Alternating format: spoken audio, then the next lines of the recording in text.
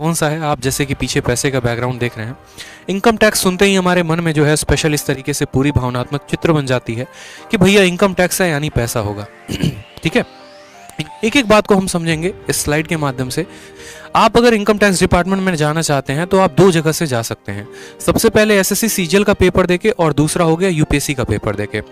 अगर आप SSC CGL का पेपर देंगे तो आपको कौन सा पोस्ट मिलेगा, और अगर आप यूपीएससी का पेपर देंगे तो आपको कौन सा पोस्ट मिलेगा, वो मैं आगे चल के आपको बताऊंगा।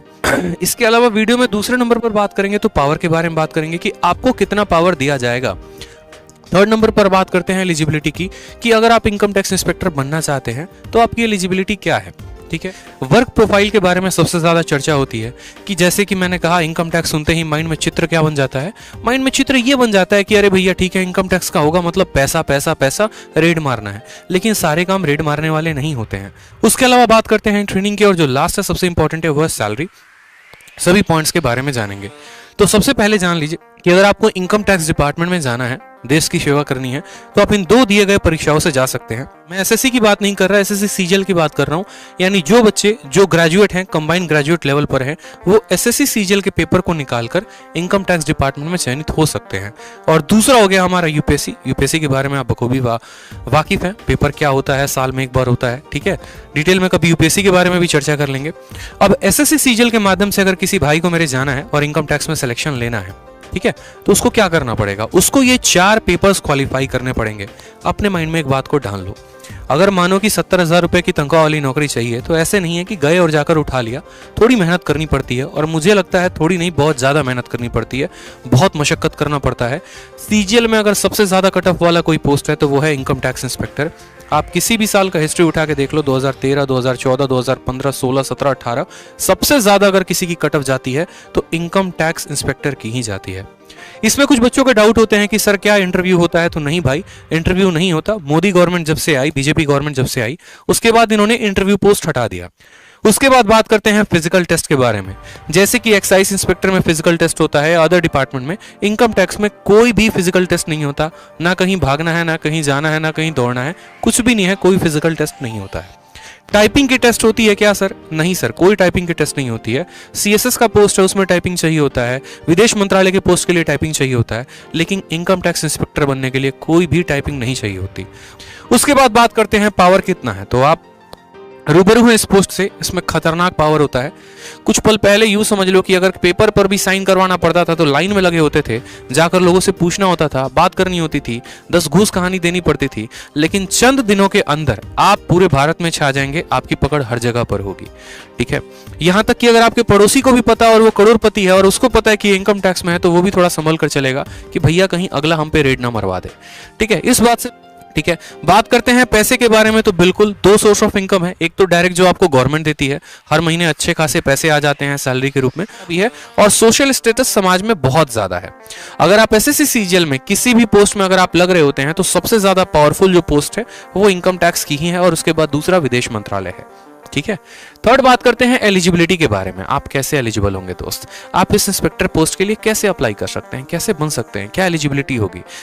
इनकम टैक्स इंस्पेक्टर बनने के लिए आपको ग्रेजुएट होना जरूरी है। किसी भी यूनिवर्सिटी से आपने ग्रेजुएशन किया है, चाहे आपने ऑनर्स किया है या बीटेक किया है, आप इनकम टैक्स इंस्पेक्टर के फॉर्म के लिए भर सकते हैं, सीजीएल का फॉर्म भर सकते हैं। और उम्र जो है वो 30 साल तक है। 30 साल के बाद आप नहीं भर सकते। कुछ अलग अलग कास्ट में जो रिलैक्सेशन होता है वो आपको मिलेगा, जैसे ओबीसी को रिलैक्सेशन मिलता है, एससी एसटी को रिलैक्सेशन मिलता है, और अदर लोगों को भी। वर्क प्रोफाइल की बात करें यहां पर, तो चूंकि ये ग्रुप सी पोस्ट है, ग्रुप बी भी नहीं है, इस मिथ में नहीं रहेंगे, ग्रुप सी पोस्ट है, और यहां पर जो सैलरी है वो 4600 ग्रेड पे है। बहुत बच्चों को ये ग्रेड पे शब्द नहीं समझ में आ रहा होगा। 4600 की राइट नाउ जो अभी सैलरी चल रही है वो 70-80 के करीब में चल रही है। ठीक है, और वो शहर टू शहर भी डिपेंड होता है। अगर एक बंदा इनकम टैक्स इंस्पेक्टर लक्षद्वीप में है और दूसरा मुंबई में है, तो मुंबई वाले की सैलरी ज्यादा होगी, लक्षद्वीप वाले की कम होगी। जो जितने महंगे शहर में उसकी सैलरी उतनी ज्यादा होती है महंगाई के कारण।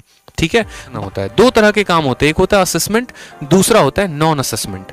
असेसमेंट में अगर बात करेंगे तो जैसे ये सभी के इनकम टैक्स के रिकॉर्ड को वेरीफाई करते हैं कि भैया फलाने आदमी ने कितना भरा, फलाने आदमी ने कितना भरा, कितने कितने सैलरी इन लोगों ने भरी है। ठीक है, और कितना कितना टैक्स गवर्नमेंट को इन्होंने दिया है। इस वजह से अभी आप देख रहे होंगे कि आपके पैन कार्ड को आपके बैंक अकाउंट से लिंक किया जा रहा है, इस वजह से ताकि गवर्नमेंट ये ट्रैक कर पाए कि आपका अकाउंट जो है, आपका पैन कार्ड कितने अकाउंट से लिंक है, आप कितना कितना पैसा किस किस अकाउंट में रखे हुए हो, आप सरकार को दे रहे हो इनकम टैक्स के रूप में पैसा या नहीं दे रहे हो। तो इन चीजों का जो वेरिफिकेशन होता है वो इनकम टैक्स डिपार्टमेंट करती है। नेक्स्ट बात करते हैं टीडीएस के क्लेम के बारे में। टीडीएस का भी क्लेम्स क्या होता है ये ध्यान रखते हैं। जैसे आपको अगर नहीं पता तो टैक्स को रिटर्न भी मंगाया जाता है। जैसे जितने लोग एग्जाम्पल के तौर पे मान लीजिए हम यहाँ नौकरी कर रहे हैं, मुझे यहाँ पर 10 लाख रुपए मिले, लेकिन वो 10 लाख के 10 लाख मैंने खर्च कर दिए और इसी एजुकेशन में ही खर्च किया, तो उसका मैं क्लेम करता हूँ कि भैया मुझे आईटीआर वापस दो, इनकम टैक्स रिटर्न वापस दो, वो भी मुझे मिलता है। तो इन सभी चीजों का लेखा जोखा कौन रखता है? इनकम टैक्स डिपार्टमेंट रखती है। नेक्स्ट यहाँ पर आ गया रिफंड ऑफ कंपनीज, जो कि मैंने आपको बात की कि कंपनी को रिटर्न भी देना होता है। बहुत बच्चों को यही पता होता है कि यार सरकार तो सिर्फ हमसे टैक्स ही लेती है, ऐसा नहीं है। अगर मानिए कि मैंने महीने के 10 लाख रुपए कमाए और 10 लाख के 10 लाख मैंने लोगों को तनख्वाह देने के रूप में दे दिया, कि जैसे मानो 1 लाख रुपए मैंने किराया दे दिया, 1.5 लाख रुपए मैंने वर्कर्स की सैलरी दे दी, बाकी चीजों का मैंने बच्चों को बुक बांट दिया, तो क्या होगा कि जो मेरा टैक्स लग रहा है वो मुझे वापस मिल जाएगा। जो 60-70 हजार रुपए मेरे टैक्स में आएंगे वो वापस आ जाते हैं, उसके लिए मुझे आईटीआर भरना पड़ता है।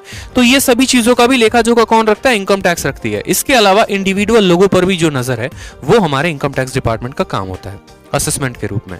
ठीक है भाई, सभी वीडियो शेयर कर दो। मैं बार बार बता रहा हूं, अगर आप लोग को अच्छा कंटेंट चाहिए, वाकई में शब्द मेरे ज्यादा बड़े नहीं होंगे, मुझे ज्यादा चिल्लाना नहीं आता है, ज्यादा मुझे बात करनी नहीं आती है, लेकिन आप लोग को कंटेंट देना जो रेलिवेंट अप्रोप्रिएट होगा, जो जेन्युइन गाइडेंस होगी एक बड़े भाई की तरह, वो मैं जरूर करूंगा। तो हर जगह पर वीडियो शेयर कर दो। ठीक है, पोस्ट डिटेल खत्म होने के पहले 1000 लाइव चाहिए दोस्त। उसके बाद बात करते हैं नॉन असेसमेंट के बारे में। तो नॉन असेसमेंट में आपका सबसे इंपॉर्टेंट आ जाता है रेड। रेड मारने के लिए सबसे ज्यादा आप एक तरीके से ऐसे समझो कि आपके मन में सबसे उत्सुकता होती है। ये तो सभी काम होते हैं जो डेस्क जॉब होते हैं, जो आप अपने ऑफिस में कर रहे होते हैं, इसके लिए कहीं पर आपको जाने की आवश्यकता नहीं है। लेकिन हाँ, इसमें एक फील्ड जॉब होता है, वो है आपका रेड। ठीक है, जैसे आपने एनालाइज कर लिया, आपने पूरा का पूरा एकदम अपना जाल बिछा लिया, जैसे अभी कोई पीयूष जैन या आयुष जैन जो भी थे कानपुर में, पूरा का पूरा अपना डिपार्टमेंट सोच समझ के रहती है कि हाँ भैया इसके पास इतने की वेल्थ होगी, ऐसा होगा, इस तरीके से इसने कमाया होगा, चलो इसके ऊपर जो है बढ़िया से रेड मारते हैं। ऐसा नहीं कि आज मन बनाया उनके ऊपर रेड मारना है तो चले जाएंगे। पूरी एक असेसमेंट होती है, वारंट निकलता है, उस वारंट के तहत आपका पूरा का पूरा एक ऊपर से लेके नीचे तक हर ऑफिसर के सिग्नेचर्स होते हैं उसके अंदर। ठीक है, और आपको पूरा अधिकार दिया जाता है, तब आप वहां से जाते हैं वारंट लेकर और आप वहां पर रेड मारते हैं। और रेड सिर्फ 1 घंटे 2 घंटे की नहीं होती है मेरे भाई, जब तक अगले के पूरे पैसे तुमने वसूल नहीं कर लिए ना, तब तक उसके घर पे रेड पड़ी होती है। नेक्स्ट बात करते हैं सैलरी के बारे में।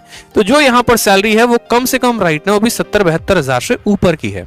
ठीक है, और यहाँ पर आपको एक और बात बताऊं तो पूरे सीजीएल में 2 ही पोस्ट हैं जो आपको पेट्रोल बिल देते हैं और मोबाइल बिल देते हैं। वो आपका एक हो गया इनकम टैक्स इंस्पेक्टर, और एक के बारे में मैंने बता रखा है। अब जो सबसे इंपॉर्टेंट है मेरे दोस्त ना, वो ये है प्रमोशन। इस बात को ध्यान रखो, हमेशा अपने माइंड में इस बात को फिट कर लो। आप जैसे ये बात सोचते हो ना कि यार इनकम टैक्स इंस्पेक्टर के रूप में लगे तो आजीवन इनकम टैक्स इंस्पेक्टर ही रहेंगे, ऐसा नहीं है। एसएससी सीजीएल में जो बंदा टैक्स असिस्टेंट लगता है, 3 सालों के बाद क्या होता है कि उसका प्रमोशन सीनियर टैक्स असिस्टेंट में लग जाता है। इसकी सैलरी कम है, पावर कम है, सब कुछ है, इसको टाइपिंग का भी टेस्ट देना पड़ता है। 3 सालों के बाद ये सीनियर टैक्स असिस्टेंट बनता है, फिर उसके 3 सालों के बाद ये इनकम टैक्स इंस्पेक्टर बन जाता है। तो एसएससी सीजीएल क्वालिफाई करके आप इनकम टैक्स इंस्पेक्टर बनते हैं और यूपीएससी क्वालिफाई करके आप assistant commissioner of income tax यानी एसीआईटी बनते हैं। ठीक है, तो आप यहां से लेकर यहां तक, आपको अगर मानो कि आज आप यूपीएससी का पेपर देते हो, आपका नहीं निकलता है, तो भी कोई दिक्कत की बात नहीं है। आप 10 से 12 साल के अंदर, यहां पर कम से कम 12 से 14 साल के अंदर आपका प्रमोशन होकर यूपीएससी कैडर में आप चले आओगे। फिर डिप्यूटी कमिश्नर के बाद आप ज्वाइंट कमिश्नर बनते हो और ज्वाइंट कमिश्नर के बाद आप एडिशनल कमिश्नर बनते हो।